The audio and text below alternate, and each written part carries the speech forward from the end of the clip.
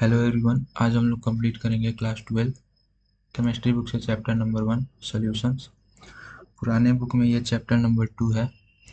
तो शुरू करने से पहले एक बार हम लोग सिलेबस देख लेते हैं कि इस सेशन में हमें क्या पढ़ना है। तो ये सेशन 2023 और 24 का सिलेबस है। इस बार सॉल्यूशन चैप्टर से 7 मार्क्स के क्वेश्चन पूछे जाएंगे आपके बोर्ड एग्जाम में। इस चैप्टर में हम लोग पढ़ रहे होंगे टाइप्स ऑफ सॉल्यूशन, सॉल्यूशंस को एक्सप्रेस करने के बहुत सारे कंसंट्रेशन टर्म्स, गैस गैस जब लिक्विड में सोल्यूबल होता है उसकी प्रॉपर्टीज़ के बारे में, सॉलिड सॉल्यूशन, फिर एक काफ़ी फेमस लॉ है रॉल्स लॉ। फिर हम लोग एंटर करेंगे कॉलिगेटिव प्रॉपर्टीज़ वाले पार्ट में।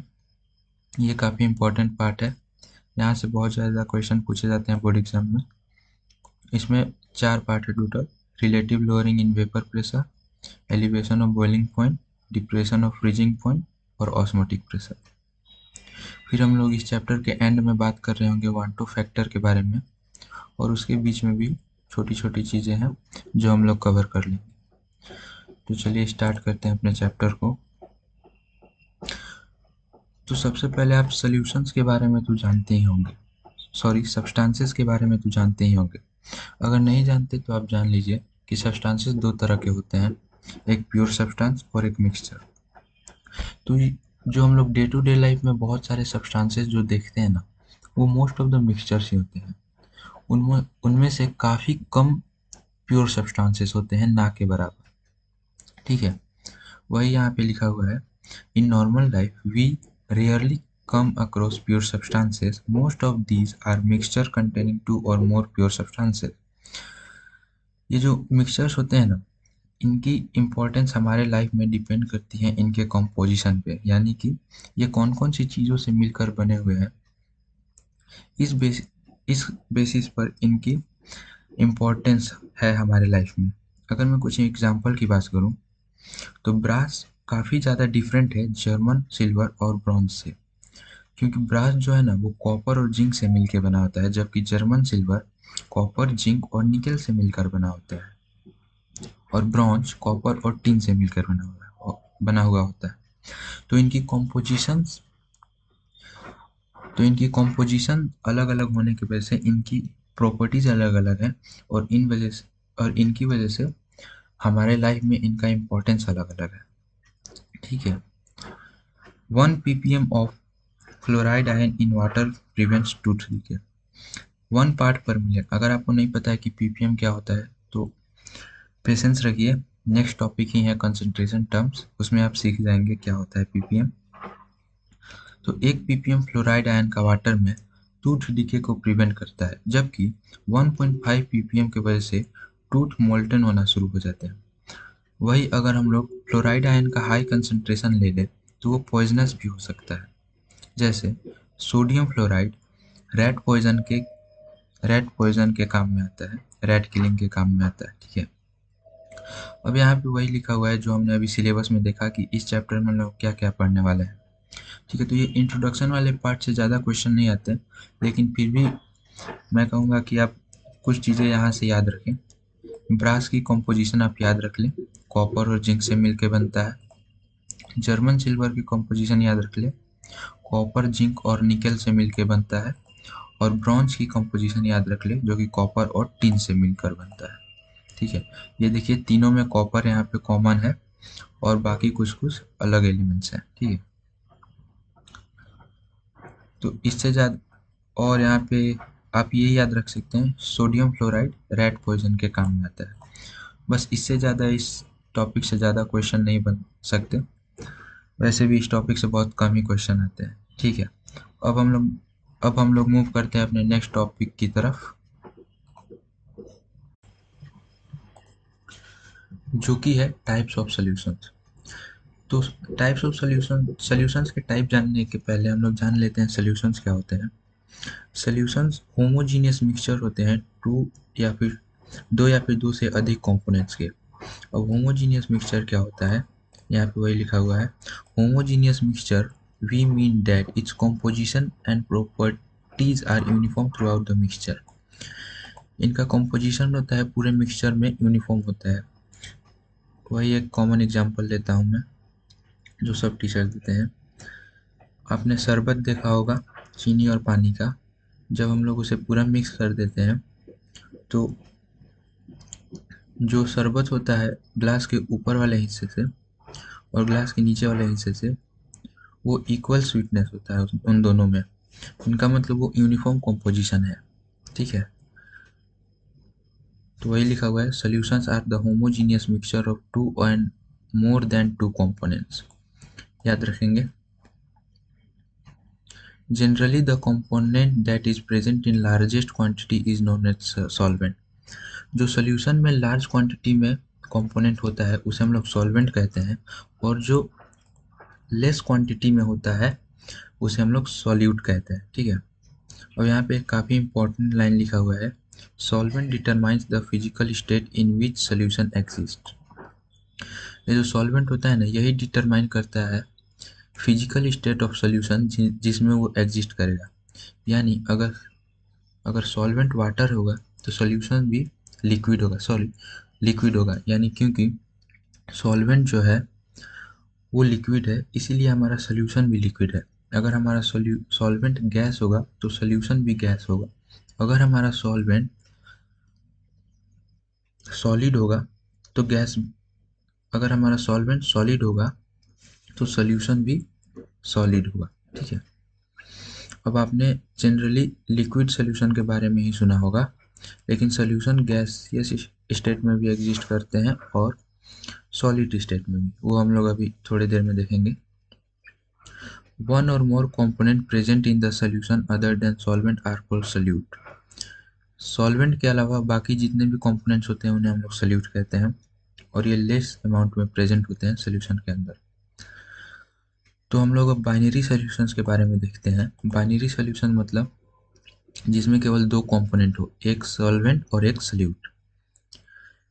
ठीक है, और यहाँ पे लिखा हुआ है हियर ईच कंपोनेंट में बी सॉलिड, लिक्विड और गैसियस इन स्टेट। उसी को समराइज किया गया है इस टेबल में। ये टेबल काफ़ी इंपॉर्टेंट है। यहाँ पे सॉल्यूशन के टाइप हैं, गैसियस सॉल्यूशन, लिक्विड सॉल्यूशन और सॉलिड सॉल्यूशन। और यहाँ पे सॉल्वेंट और यहाँ पे सॉल्यूट। देखिए सॉल्वेंट यहाँ पर गैस है तीनों में, यहाँ पे गैस है इन तीनों में, और सॉल्यूट गैस भी हो सकता है, लिक्विड भी हो सकता है और सॉलिड भी हो सकता है।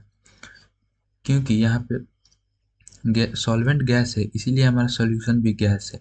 यहाँ पे वही लिखा हुआ था, solvent determine the physical state in which solution exist. Solvent he determine करता है सॉल्यूशन के फिजिकल स्टेट को।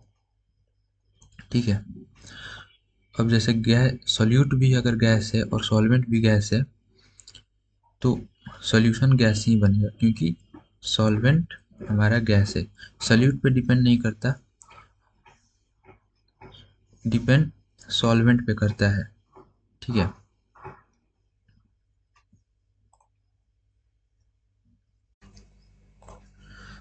आपको इसके एग्जांपल्स याद रखने पड़ेंगे। जब सॉल्यूट भी गैस हो और सॉल्वेंट भी गैस हो तो mixture of oxygen and nitrogen gas, nitrogen भी गैस है और ऑक्सीजन भी गैस है। Liquid solute in gas solvent, chloroform mix with nitrogen gas. Solid solute with gaseous solvent, camphor in nitrogen.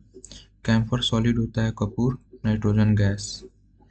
Chloroform mixed with nitrogen, chloroform liquid form में present होता है और nitrogen gas, ये तो गैस है। Next liquid solution है। Liquid solution में सारे सॉल्वेंट लिक्विड है और सोल्यूट कुछ भी हो सकता है। Gas and liquid solution, oxygen dissolve in water. Liquid in liquid solution, ethanol dissolved in water. Solid in liquid solution, glucose dissolved in water. Examples important है, इसे आप लोग याद रखिएगा। सॉलिड सोल्यूशन, सॉलिड सोल्यूशन में जो सॉल्वेंट है वो हमारा सॉलिड होगा और सॉल्यूट कुछ भी हो सकता है। Gas and solid solution, solution of hydrogen in palladium, palladium के सरफेस पे हाइड्रोजन एडजॉर्ब होता है, ये एक सॉलिड सोल्यूशन का एग्जाम्पल है। लिक्विड इन सॉलिड, यहाँ पे सॉल्वेंट सॉलिड है, amalgam of mercury and sodium, sodium यहाँ पे सॉल्वेंट है और मर्करी सॉल्यूट है। Solid and solid solution, both solute and solvent solid है, कॉपर डिजॉल्व इन गोल्ड, इसमें मोस्ट एग्जाम्पल एलॉयज होते हैं। ठीक है, तो हमने अपना ये वाला टॉपिक भी कंप्लीट कर लिया, टाइप्स ऑफ सोल्यूशन। इसमें हमने इसमें से हम लोग को कौन कौन सी बातें ध्यान रखनी है, ये आप सोल्यूशंस की डेफिनेशन याद रख लेना। Solutions are the homogeneous mixture of two और मोर देन टू कंपोनेंट्स। फिर ये most important line, solvent determine the physical state in which solution exists. फिर बाइनरी सोल्यूशन क्या होता है, केवल दो कंपोनेंट प्रेजेंट होते हैं, एक सोल्यूट और एक सॉल्वेंट। और यहाँ पे काफ़ी सारे एग्जांपल्स दिए हुए हैं, गैसियस सोल्यूशन, लिक्विड सोल्यूशन और सॉलिड सोल्यूशन के, इन्हें आप याद रखिएगा। ठीक है, इस टॉपिक से यही मेन पॉइंट्स थे जो आपको याद रखने हैं। अब हम लोग मूव करते हैं अपने नेक्स्ट टॉपिक की तरफ। हमारा नेक्स्ट टॉपिक है एक्सप्रेसिंग कंसंट्रेशन ऑफ सोल्यूशन। देखो, सोल्यूशन में एक सोल्यूट प्रेजेंट होगा और एक सोल्यूशन प्रेजेंट होगा, तो हमें ये जानना होगा कि सोल्यूट किस अमाउंट में प्रेजेंट है और सोल्यूशन किस अमाउंट में प्रेजेंट है। तो इसी को एक्सप्रेस करने को हम लोग करते हैं बहुत सारे कंसंट्रेशन टर्म्स से। वही यहाँ पे हम लोग पढ़ेंगे। हम लोग यहाँ पे देखिए क्या क्या पढ़ेंगे, mass percentage, volume percentage, mass by volume percentage, part पर मिलियन, इसमें पार्ट पर बिलियन भी इंक्लूड होगा, मोल फ्रैक्शन, मोल फ्रैक्शन के बाद मोलैरिटी और मोलैलिटी। फिर इसके बाद हमारा नेक्स्ट टॉपिक शुरू हो जाएगा।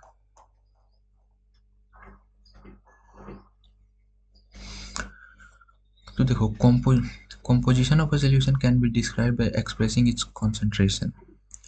जो सॉल्यूशन का कंपोजिशन है कि उसमें कौन से कितने अमाउंट में सॉल्यूट प्रेजेंट है और कितने अमाउंट में सॉल्वेंट प्रेजेंट है, वो उसके कंसंट्रेशन को एक्सप्रेस करके हम लोग डिस्क्राइब कर सकते हैं। तो इसके डिस्क्राइब करने के दो वेज हैं। एक तो हम लोग क्वालिटेटिवली कर सकते हैं और एक क्वांटिटेटिवली। ठीक है, क्वांटिटी से और एक क्वालिटी से। ठीक है, तो क्वालिटी से अगर हम लोग एक्सप्रेस करेंगे तो हम लोग ये कह सकते हैं कि सोल्यूशन डाइल्यूट है। डाइल्यूट का मतलब very small quantity of solute, solute बहुत कम है। या तो ये कह सकते हैं कि बहुत कंसंट्रेटेड है सोल्यूशन। कंसंट्रेटेड मतलब सॉल्वेंट बहुत कम मात्रा में प्रेजेंट है। लेकिन रियल लाइफ में ये काफ़ी कंफ्यूजन क्रिएट कर देगा। हमें एग्जैक्ट नहीं पता चल पाएगा कि उसमें कितने सोल्यूट हैं, कितने अमाउंट ऑफ सोल्यूट। ठीक है, तो इसके लिए हम लोग क्वांटिटेटिव एनालिसिस यूज़ करते हैं। ठीक है, तो उसी में सबसे पहला है mass percentage. The mass percentage of A component of solution is defined as mass percentage of component.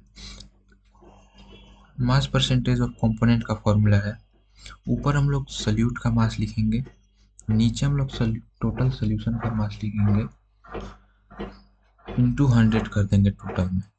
ठीक है, अब यहाँ पे क्या आ रहा है, एक एग्जांपल लेते हैं। If a solution is describe by 10% glucose in water. आप लोग इसे कैसे पढ़ेंगे, 10% ग्लूकोज इन वाटर। 10%, आप लोग इस 10 को अलग देखिए और इस परसेंटेज को अलग देखिए। जो पहला होता है ये सल्यूट होता है और जो परसेंटेज होता है ये सोल्यूशन होता है। ठीक है, सल्यूट 10% यानी कि 10 gram solute in 100 gram of solution. ठीक है, क्या 10 gram of solute in 100 gram of solution by mass. It mean वही यहाँ पे लिखा हुआ है, 10 gram of glucose is dissolve in 90 gram of water resulting in 100 gram solution. 10 gram जो ग्लूकोज है वो 100 ग्राम सोल्यूशन में है, तो आप सॉल्वेंट के अमाउंट को पता कर सकते हैं सोल्यूशंस में से सोल्यूट को माइनस करके, जो कि होगा 90 ग्राम। तो यहाँ से आपको ये याद रखना है मेन फॉर्मूला, ऊपर हम लोग सोल्यूट का मास लिखेंगे, नीचे हम लोग सोल्यूशन का मास लिखेंगे और टोटल में इंटू 100 करेंगे। और आप इस नोटेशन को याद रखिएगा, 10% glucose in water means 10 gram of glucose present in 100 gram of solution. 100 gram solution में 10 ग्राम ग्लूकोज प्रेजेंट है, तो सॉल्वेंट कितना हुआ, 100 माइनस 10 इक्वल टू 90 ग्राम। यहाँ पे कुछ एप्लीकेशन दिए गए हैं। Concentration described by mass percentage is commonly used in industrial chemical application. ये जो मास बाय मास परसेंटेज होता है, मास परसेंटेज, ये कॉमनली यूज होता है इंडस्ट्रियल केमिकल एप्लीकेशन में। For example, commercial bleaching solution contain 3.62 mass percentage of sodium hypochlorite in water. ठीक है, तो इस मास परसेंटेज से आपको याद क्या रखना है, आपको ये याद रखना है कि फॉर्मूला, ऊपर हम लोग सोल्यूट का मास लिखेंगे, नीचे हम लोग सोल्यूशन का मास लिखेंगे, टोटल में इनटू 100 करेंगे तो हमें मास परसेंटेज मिल जाएगा। और आपको ये नोटेशन पता होना चाहिए। 10% glucose in water by mass, 10% by mass मतलब 10 gram of solute dissolve in 100 gram of solution. तो हम लोग सॉल्वेंट का अमाउंट निकाल सकते हैं सोल्यूशन के अमाउंट में से, सोल्यूट के अमाउंट को माइनस करके, तो हमें सॉल्वेंट का अमाउंट मिल जाएगा। ठीक है, और ये इसके कॉमनली यूज इन एप्लीकेशंस में हम लोग को याद रखना पड़ेगा। इंडस्ट्रियल केमिकल एप्लीकेशन में इसका ज़्यादा यूज होता है, ये उतना इम्पोर्टेंट नहीं है। मैंने आपको जो इम्पोर्टेंट था वो बता दिया। ये फॉर्मूला और ये नोटेशन आपको याद रखना है। मूव करते हैं अपने नेक्स्ट कॉन्सेंट्रेशन टर्म की तरफ, जो है वॉल्यूम परसेंटेज। वॉल्यूम परसेंटेज मतलब ऊपर हम लोग सल्यूट का वॉल्यूम रखेंगे, नीचे हम लोग टोटल सोल्यूशन का वॉल्यूम रखेंगे और इंटू 100 करेंगे। फिर से सुनिए, percentage volume percentage of a component is defined as, ऊपर हम लोग सल्यूट का वॉल्यूम रखते हैं, नीचे हम लोग सॉल्यूशन का वॉल्यूम रखते हैं, इंटू 100 करते हैं। इसमें भी same notation, 10% ethanol by volume मतलब 10 ml of ethanol present in 100 ml of solution. तो आप यहाँ पे सॉल्वेंट पता कर सकते हैं, 100 minus 10 is equal to 90 ml of solvent. ठीक है, ये आपको नोटेशन समझ तो आ रहा है ना। 10% इथेनॉल मतलब 10 ml of solvent dissolved in dissolved in 90 ml of solvent, यानी कि टोटल 100 ग्राम का सोल्यूशन प्रिपेयर हो रहा है। आप लोग इस 10 को अलग पढ़िए और इस परसेंटेज को अलग। परसेंटेज मतलब आप इतना तो जानते हैं, 100 10% यानी कि 10 gram solute in 100 gram of solution. तो आप लोग सॉल्वेंट भी निकाल सकते हैं। कैसे? सॉल्यूशंस के वॉल्यूम में से सॉल्यूट के वॉल्यूम को आप लोग माइनस कर देंगे तो आप लोग को सॉल्वेंट का वॉल्यूम मिल जाएगा। ठीक है, देखिए इसको डिनोट करते हैं V बाई V से, यहाँ पे भी लिखा हुआ था 35%। चलिए आप लोग ये बताइए 35% वॉल्यूम बाई वॉल्यूम का मतलब क्या होगा? 35 ml of solute present in 100 ml of solution. तो सॉल्वेंट का अमाउंट क्या होगा? 100 minus 35, okay, is equal to 65 ml। अब हम लोग नेक्स्ट मूव करते हैं नेक्स्ट कंसंट्रेशन टर्म, जो कि है mass by volume percentage. Another unit which is commonly used in medicine and pharmacy। ये unit mostly medicine and pharmacy में यूज होता है। ठीक है, अब लोग ये मास बाय वॉल्यूम, ऊपर वेट नीचे वॉल्यूम इंटू 100। इसका फॉर्मूला क्या होगा? ऊपर हम लोग सल्यूट का मास लिखेंगे, नीचे हम लोग सोल्यूशन का वॉल्यूम लिखेंगे और इंटू 100 करेंगे तो हमें मास बाय वॉल्यूम परसेंटेज निकल जाएगा। अगर इसमें आपको सॉल्वेंट की अमाउंट पता करनी होगी तो आप लोग डायरेक्ट माइनस नहीं कर सकते, क्योंकि वॉल्यूम में से मास डायरेक्ट माइनस नहीं हो सकता। उसके लिए आपको क्वेश्चन में डेंसिटी दी होगी, तो उस डेंसिटी को यूज़ करके आपको वॉल्यूम को मास में चेंज करना पड़ेगा, फिर उससे आपको सॉल्यूट के मास को माइनस करना पड़ेगा, तो आपको सॉल्वेंट का मास मिल जाएगा। ठीक है, अब आते हैं हम नेक्स्ट कंसंट्रेशन टर्म की तरफ, जो कि है पार्ट पर मिलियन। पार्ट पर मिलियन तब यूज होता है ना, जब सॉल्यूट बहुत कम अमाउंट में प्रेजेंट होता है। ट्रेस मतलब वेरी लो, बहुत कम अमाउंट में जब अगर सॉल्यूट प्रेजेंट होता है तब हम लोग पार्ट पर मिलियन यूज करते हैं। इसका फॉर्मूला सेम इसकी तरह है, मास परसेंटेज की तरफ, लेकिन यहाँ पे 100 की जगह 10 × 10 हो जाता है। ठीक है। ऊपर ऊपर हम लोग ऊपर हम लोग मास लिखेंगे सॉल्यूट का, और नीचे सॉल्यूशन का मास, और इंटू कर देंगे 10⁶ से। ठीक है।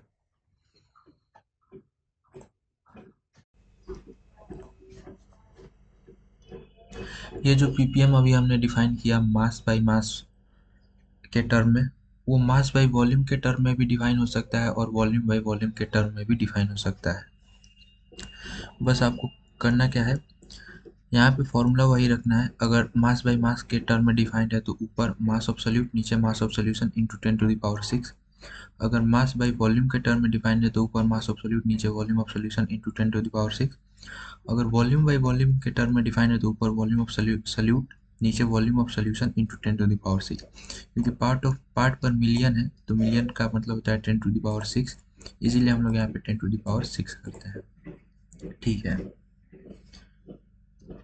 यहाँ पे the concentration of pollutant in water or atmosphere is often express in term of microgram ml, microgram per ml और ppm। ppm का एक और यूनिट होता है माइक्रोग्राम पर ml, ये आप याद रखिएगा। ठीक है। यहाँ से एक इम्पॉर्टेंट बात इस वाले टॉपिक से वॉल्यूम परसेंटेज में है, जनरल नॉलेज के लिए और एग्जाम के लिए भी ऑब्जेक्टिव में आ सकता है। एथिलीन ग्लाइकोल जो होता है वो एक एंटी फ्रीज होता है। अगर आप इसे पानी में डाल देंगे ना तो उसे फ्रीज होने से बचाएगा, मतलब उसका फ्रीजिंग पॉइंट और कम कर देता है। ठीक है। आप लोग यहाँ पे ये याद रखिएगा, इथिलीन ग्लाइकोल एक एंटी फ्रीज होता है। अब हम लोग मूव करते हैं नेक्स्ट कंसंट्रेशन टर्म की तरफ, जो कि है mole fraction. Commonly use symbol for the mole fraction is काई। इसे हम लोग काई पढ़ते हैं, CHI, लेकिन हम लोग अभी इसे एक्स पढ़ेंगे for our convenience. Commonly used symbol for mole fraction is X and subscript used on the right hand side to denote the component। मान लेते हैं कि जो ये A है ये सॉल्यूट है, सॉरी सॉल्वेंट है, और B है ये सॉल्यूट है। A सॉल्वेंट है, B सॉल्यूट है। Na मोल ऑफ सॉल्वेंट है, Nb मोल ऑफ सॉल्यूट है। तो Xa का मतलब क्या होगा, मोल फ्रैक्शन ऑफ सॉल्वेंट, क्योंकि A यहाँ पे सॉल्वेंट है और X मतलब मोल फ्रैक्शन। तो Xa को हम लोग क्या रीड करेंगे, मोल फ्रैक्शन ऑफ सॉल्वेंट। तो मोल फ्रैक्शन ऑफ सॉल्वेंट का फॉर्मूला क्या होता है, देखिए, Na मतलब moles of solute divided by Na plus Nb मतलब टोटल मोल ऑफ सॉल्यूशन। अगर आप सॉल्यूट के मोल और सॉल्वेंट के मोल को प्लस करेंगे तो वो टोटल मोल ऑफ सॉल्यूशन ही तो मिलेगा। Xa is equal to Na by Na plus Nb, यानी कि mole fraction of solvent is equal to moles of solvent divided by total moles of solution. उसी तरह से अगर यहाँ पे हमें मोल फ्रैक्शन ऑफ सॉल्यूट निकालना होगा तो हम लोग यहाँ पे XB होता है, यहाँ पे ऊपर Na की जगह Nb होता है, जो यहाँ पे होगा उसी का मोल, जिसका मोल फ्रैक्शन निकालेंगे उसी का मोल यहाँ पे होगा, और नीचे टोटल मोल्स ऑफ सॉल्यूशन होगा।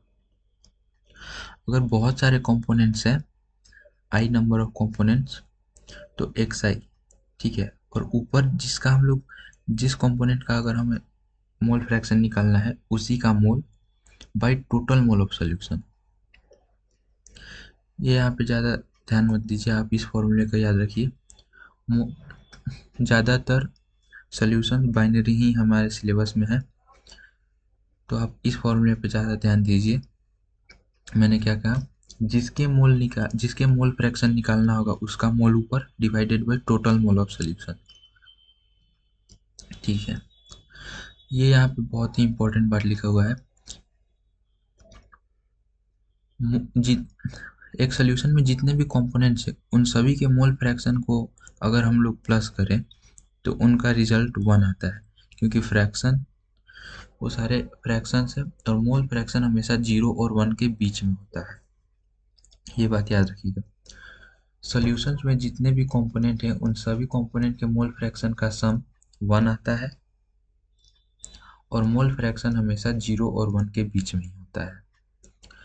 Mole fraction unit is very useful in relating some physical properties of solution. Say vapor pressure with the concentration of the solution are quite useful in describing the calculation involving gas mixture. Mole fraction का यहाँ पे use बताया गया है, ये physical properties को relate solutions के physical property को रिलेट करने में काफ़ी यूजफुल होता है। अब यहाँ पे एक न्यूमेरिकल है, calculate the mole fraction of ethylene glycol. Ethylene glycol क्या होता है? एक एंटी फ्रीज होता है, अभी हमने पढ़ा एंटी फ्रीज, ये आप याद रखेंगे। Calculate the mole fraction of ethylene glycol, इसका फॉर्मूला C2H6O2। मेरे साथ एक बार बोलिए, C2H6O2 in a solution containing 20% of C2H6O2 by mass. देखिए ये नोटेशन मैंने आपको रीड करना सिखाया है, 20% ऑफ C2H6O2 बाई मास, 20% यानी कि 20 gram ethylene glycol present in 100 gram of solution. तो हमें इसका मोल फ्रैक्शन पता करना होगा। तो मास ऑफ सोल्यूट कितना है? 20 ग्राम यहाँ पे दिया हुआ। तो मोल्स निकालने के लिए हम लोग उसके मोलर मास से डिवाइड करेंगे। तो एथिलीन ग्लाइकोल का मोलर मास 62 होता है। मोलर मास कैसे निकालते हैं? सारे कंपोनेंट्स के एटॉमिक मास से को हम लोग प्लस कर देते हैं। कार्बन का एटॉमिक मास 12 होता है, 2 कार्बन है, 12 इंटू 2 24 प्लस हाइड्रोजन 6 हाइड्रोजन है। हाइड्रोजन का एटॉमिक मास 1 होता है, 6 हाइड्रोजन का 6। ऑक्सीजन का एटॉमिक मास 12 होता है, दो ऑक्सीजन का 32, 32 इंटू 24 प्लस 6 62। इसे हम लोग डिवाइड करेंगे तो इतने मोल हमें मिल जाएंगे, किसके? इथिलीन ग्लाइकोल के। अब देखिए यहाँ पे आपको इस नोटेशन से ये पता चला कि 20 ग्राम सोल्यूट प्रेजेंट है 100 ग्राम सोल्यूशन में। तो आप इससे क्या निकाल सकते हैं? सॉल्वेंट। सॉल्वेंट कितना होगा? 100 माइनस 20 80। तो आप लोग यहाँ पे वाटर के भी मोल्स निकाल सकते हैं, और फिर आपको मोल फ्रैक्शन निकालना होगा ग्लाइकोल का। तो ऊपर हम लोग ग्लाइकोल का मोल रखेंगे, पीछे टोटल मोल ऑफ सोल्यूशन रखेंगे, तो हमें मोल फ्रैक्शन मिल जाएगा। अगर हमें वाटर का निकालना होगा तो हम लोग सेम प्रोसेस अप्लाई कर सकते हैं, लेकिन आप 1 में से अगर इसको माइनस कर देंगे तो आपको वाटर का मोल फ्रैक्शन मिल जाएगा, क्योंकि इन दोनों का सम 1 होता है। तो आप 1 में से इसके मोल फ्रैक्शन को माइनस करेंगे तो आपको वाटर का मोल फ्रैक्शन मिल जाएगा।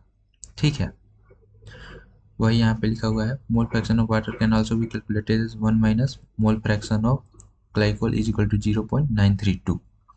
ठीक है, अब हम लोग बढ़ते हैं अपनी नेक्स्ट कंसंट्रेशन टर्म, जो कि है मोलैरिटी। मोलैरिटी एम से डिनोट करते हैं, is defined as the number of moles of solute dissolve in 1 litre of solution. Molarity को ऐसे डिफाइन किया गया है, number of moles of solute divided by volume of solution in litre. ये molarity का फॉर्मूला है। यहाँ पे molarity is equal to moles of solute ऊपर में लिखेंगे, डिवाइड करेंगे सोल्यूशन के वॉल्यूम से। यहाँ पे ध्यान रखने वाली बात यह है, वॉल जो वॉल्यूम होगा सोल्यूशन का वो लीटर्स में होगा। अगर यहाँ पे मिलीलीटर में है तो हमें इस पूरे फॉर्मूले को 1000 से मल्टीप्लाई करना पड़ेगा। यहाँ पे मोलैरिटी के ऊपर एग्जाम्पल दिया हुआ है, बहुत ही इजी एग्जाम्पल है, चलिए देखते हैं। 5 ग्राम NaOH, यानी कि 5 ग्राम NaOH में मोल्स ऑफ NaOH क्या हो जाएंगे? ये सल्यूट है NaOH, तो NaOH का मोलिकुलर मास होता है 40 ग्राम। तो 5 ग्राम को 40 ग्राम से अगर हम लोग डिवाइड करेंगे तो 0.125 मोल आ जाएगा। और वॉल्यूम हमें ml में देखिए यहाँ पे दे रखा है, तो हम लोग नीचे ml तो लिखेंगे और इस पूरे एक्सप्रेशन को 1000 से यहाँ पे मल्टीप्लाई भी करेंगे। फिर इसे सॉल्व करके आपको मोलैरिटी मिल जाएगी। बस ये यहाँ पे ध्यान देने वाली बात थी, आपको यहाँ से ये फॉर्मूला ध्यान रखना है। ये ध्यान रखना है कि वॉल्यूम जो होगा वो लीटर में होना चाहिए। अगर मिलीलीटर में है तो इस पूरे को हम लोग 1000 से मल्टीप्लाई करेंगे। अब हम लोग बढ़ते हैं अपने नेक्स्ट कंसंट्रेशन टर्म की ओर, जो है मोलैलिटी। मोलैलिटी स्मॉल m से डिनोट करते हैं, और मोलैरिटी को हम लोग कैपिटल M से डिनोट करते थे, और ये मोलैलिटी को हम लोग स्मॉल m से डिनोट करते हैं। Molality is defined as the number of moles of solute per kilogram of solvent and it is expressed as molality is equal to moles of solute divided by mass of solvent in KG.